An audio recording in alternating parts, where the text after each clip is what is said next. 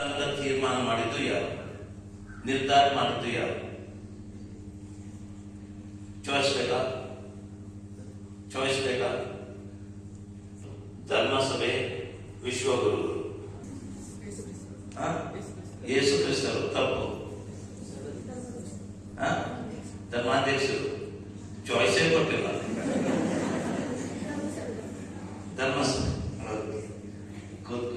ಧರ್ಮಸಭೆ ಇದನ್ನ ತೀರ್ಮಾನ ಮಾಡಿದ್ದು 7 ಸಂಸ್ಕಾರಗಳು ಅಂತ ಹೇಳಿ ಯಾರು ತೀರ್ಮಾನ ಮಾಡಿದ್ದು?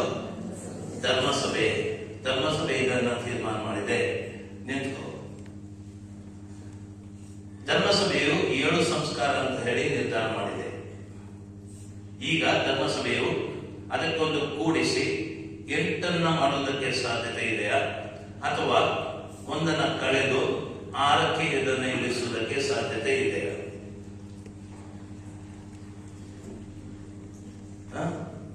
ಅರ್ಥ ಆಯ್ತು ಪ್ರಶ್ನೆ? ಸಂಸ್ಕಾರಗಳು 7, ಧರ್ಮಸಭೆ ನಿರ್ಧರಿಸಿದ್ದು.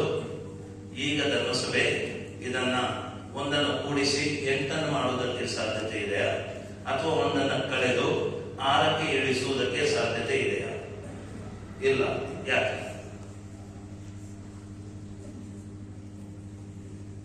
ಇಲ್ಲದಿದ್ರೆ ಮತ್ತೆ ಟೀಚರ್ ಹತ್ರ ಕೇಳ್ತೇವೆ ನಾವು. 6 ಮಾಡೋಕ್ಕಾಗತ್ತೆ.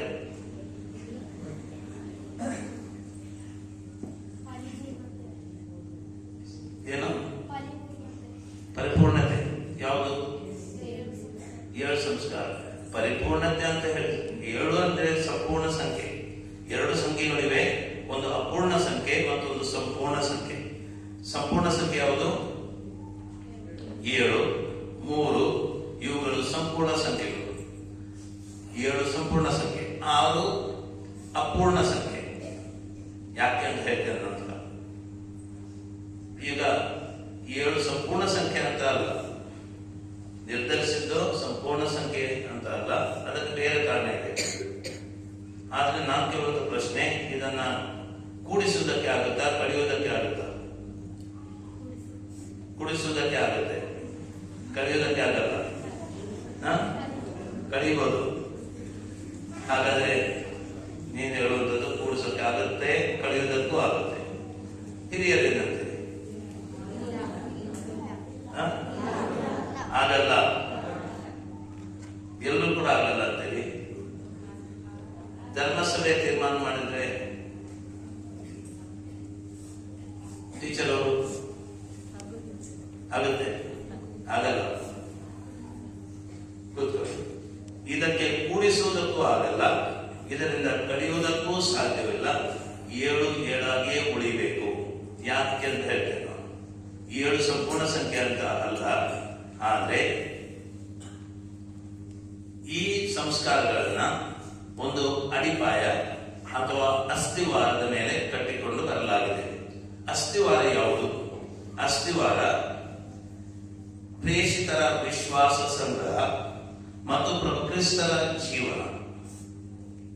2 ಅಂಶಗಳು, ಪ್ರಭು ಯೇಸು ಕ್ರಿಸ್ತರ ಜೀವನ ಮತ್ತು ಪ್ರೇಷಿತರ ವಿಶ್ವಾಸ ಸಂಗ್ರಹ. ಈ 2 ವಿಷಯಗಳ ಮೇಲೆ ಇವುಗಳನ್ನು ಸ್ಥಾಪಿಸಲಾಗಿದೆ. ಇದು ಅದಕ್ಕೆ ಅಡಿಪಾಯ. ಪ್ರೇಷಿತರ ವಿಶ್ವಾಸ ಸಂಗ್ರಹಕ್ಕೆ ಏನಾದರೂ ಕೂಡಿಸೋಕ್ಕೂ ಆಗುತ್ತಾ? ನಾವು ಪ್ರೇಷಿತರು ಇಲ್ಲ ಇವಾಗ. ಪ್ರೇಷಿತರ ವಿಶ್ವಾಸ ಸಂಗ್ರಹಕ್ಕೆ ಕೂಡಿಸುವುದಕ್ಕೂ ಆಗಲ್ಲ, ಕಳೆಯುವುದಕ್ಕೂ ಸಾಧ್ಯವಿಲ್ಲ. ಪ್ರಭು ಯೇಸು ಕ್ರಿಸ್ತರ ಜೀವನಕ್ಕೆ ಏನಾದರೂ ಕೂಡಿಸೋಕ್ಕಾಗತ್ತಾ? ಕಳೆಯುವುದಕ್ಕೆ ಆಗುತ್ತಾ? ಹಾಗಾದ್ರೆ ಸಂಸ್ಕಾರಗಳನ್ನ 7ರಿಂದ ಕಳೆಯುವುದಕ್ಕೂ ಆಗಲ್ಲ, ಕೂಡಿಸುವುದಕ್ಕೂ ಸಾಧ್ಯವಿಲ್ಲ. 7 ಉಳಿಬೇಕು. ಕಾರಣ ಸ್ಪಷ್ಟ ತಿಳಿಬೇಕು. 7 ಸಂಪೂರ್ಣ ಸಂಖ್ಯೆ ಅಂತ ಅಲ್ಲ. ಹೌದು, ಅದು ಸರಿ, 7 ಸಂಪೂರ್ಣ ಸಂಖ್ಯೆ. ಆದ್ರೆ ಇದನ್ನ ಸ್ಥಾಪಿಸಿದ್ದು ಒಂದು ಅಸ್ಥಿವಾರದ ಮೇಲೆ. ಅದನ್ನ ನಾವು ತೆಗೆದು ಹಾಕುವುದಕ್ಕೆ ಸಾಧ್ಯವಿಲ್ಲ. ಸ್ಪಷ್ಟ ಇದೆ ಉತ್ತರ? ಎಲ್ಲರಿಗೂ ಕ್ಲಿಯರ್? ಸರಿ. ಇವತ್ತು ದೃಢೀಕರಣ ಸಂಸ್ಕಾರವನ್ನು ಸ್ವೀಕರಿಸ್ತೇವೆ. ಏನಾಗುತ್ತೆ?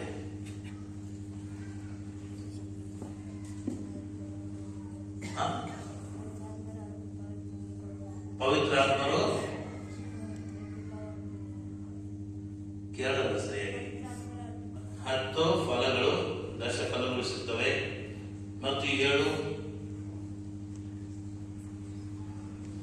ವರಗಳು ಸಿಗ್ತವೆ. ಪವಿತ್ರಾತ್ಮರು ನಮ್ಮ ಮೇಲೆ ಇವತ್ತು ಇಳಿದು ಬರ್ತಾರೆ. ಪವಿತ್ರಾತ್ಮರು ನಮ್ಮಲ್ಲಿ ಬರ್ತಾರೆ.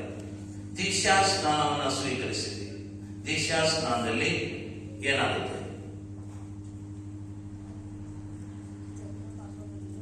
ಜನ್ಮ ಪಾಪ ತೊಳೆದು ಹೋಗುತ್ತೆ. ಅದು ಆಯ್ತು. ಜನ್ಮ ಪಾಪ ಮತ್ತು ಉಳಿದ ಪಾಪಗಳು ತೊಳೆದು ಹೋಗ್ತವೆ. ಮತ್ತು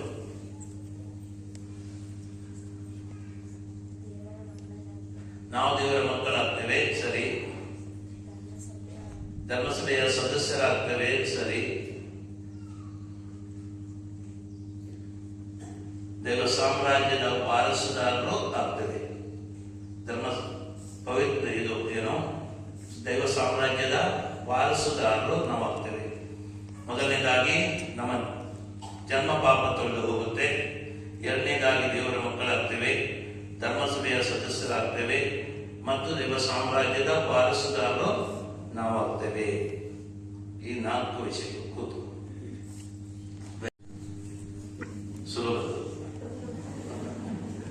ಸುಲಭದ ಪ್ರಶ್ನೆ ಕೇಳೋಣ. ಪೂಜಾ ಬಟ್ಟೆಗಳನ್ನು ನೋಡಿದ್ವಿ. ಗುರುಗಳು ಹಾಕುವಂತಹ ಪೂಜಾ ಬಟ್ಟೆಗಳು. ಪೂಜಾ ಬಟ್ಟೆಗಳಲ್ಲಿ ಎಷ್ಟು ಕಲರ್ಗಳಿವೆ? 5. ಯಾವುದು?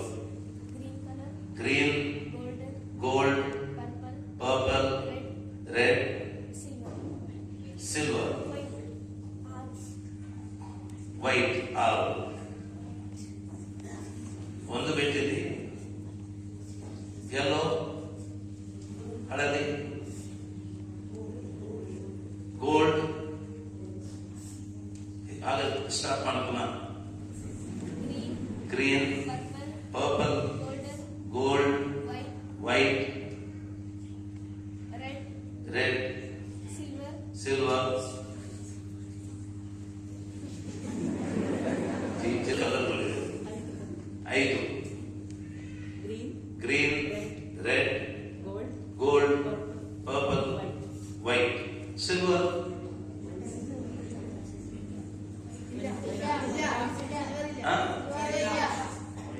White, silver, gold. ಗೋಲ್ಡ್ ಇದೆ. ಅಧಿಕೃತ ಕಲರ್ಗಳು 4 ಮಾತ್ರ. 4 ಮಾತ್ರ, 5 ಇಲ್ಲ. ಮೊದಲನೇದು ವೈಟ್, ಗ್ರೀನ್, ಪರ್ಪಲ್, ರೆಡ್. 4 ಮಾತ್ರ. ಬಿಳಿಯ ಬದಲಿಗಾಗಿ ಗೋಲ್ಡ್, ಸಿಲ್ವರ್, ಯೆಲ್ಲೋ ಇವುಗಳನ್ನು ಹಾಕಿರ್ತೇವೆ. ಯಾವುದರ ಬದಲಿಗಾಗಿ? ಬಿಳಿಯ ಬದಲಿಗಾಗಿ ಹಾಕೊಳ್ಳುವಂತಹ ಕಲರ್ಗಳು. ಅವುಗಳು ಪೂಜಾ ಅಧಿಕೃತ ಕಲರ್ಗಳು ಅಲ್ಲ. ವೈಟ್ ಅಧಿಕೃತ. ವೈಟಿನ ಬದಲಿಗಾಗಿ ಹಬ್ಬದ ಸಂದರ್ಭದಲ್ಲಿ ಗೋಲ್ಡ್ ಅನ್ನ, ಸಿಲ್ವರ್ ಅನ್ನ ಅಥವಾ ಯೆಲ್ಲೋ ಹಾಕೊಳ್ತೇವೆ. ಇವುಗಳು ಬೇರೆ ಕಲರ್ಗಳು. ಆದರೆ ಪೂಜಾ ಕಲರ್ಗಳು 4 ಮಾತ್ರ. ಸ್ಪಷ್ಟ ಇದೆ? ಕ್ಲಿಯರ್? ಯಾರು ಇವರು ನಿಮಗೆ ಇವತ್ತು ದೃಢೀಕರಣ ಸಂಸ್ಕಾರ. ಈ ದೃಢೀಕರಣ ಸಂಸ್ಕಾರದ ವಿಧಿಯಲ್ಲಿ 2 ಮುಖ್ಯ ಅಂಶಗಳು ಇವೆ. ಯಾವ?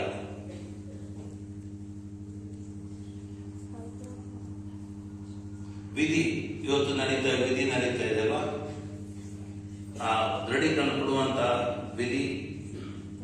ಈ ವಿಧಿಯಲ್ಲಿ 2 ಮುಖ್ಯ ಅಂಶಗಳು ಇವೆ. ಯಾವ?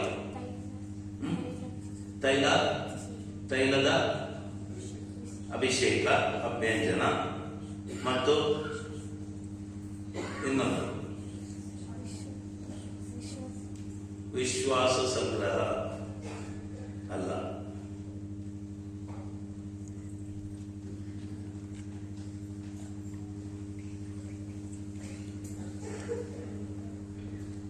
ಕ್ಲೂ ಬೇಕಾ?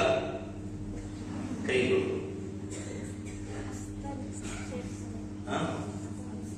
ಹಸ್ತ ನಿಕ್ಷೇಪ. ಕರೆಕ್ಟ್. ಹಸ್ತಿ ಪವಿತ್ರಾತ್ಮರು ಬರಲಿ ಎಂಬುದಾಗಿ ಮಹಾಪ್ರಾರ್ಥನೆ ನಡೆಯುತ್ತಾ ಇದೆ. ಅದು ಒಂದು ಹಸ್ತ ನಿಕ್ಷೇಪ. ಮತ್ತೊಂದು ತೈಲದ ಅಭ್ಯಂಜನ.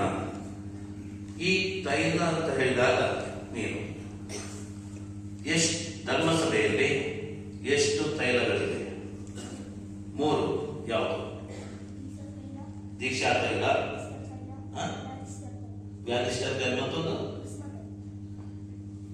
ಕ್ರಿಸ್ಮ ತೈಲ ಮತ್ತು ದೀಕ್ಷಾ ತೈಲ ಅಂದ್ರೆ ಒಂದೇ.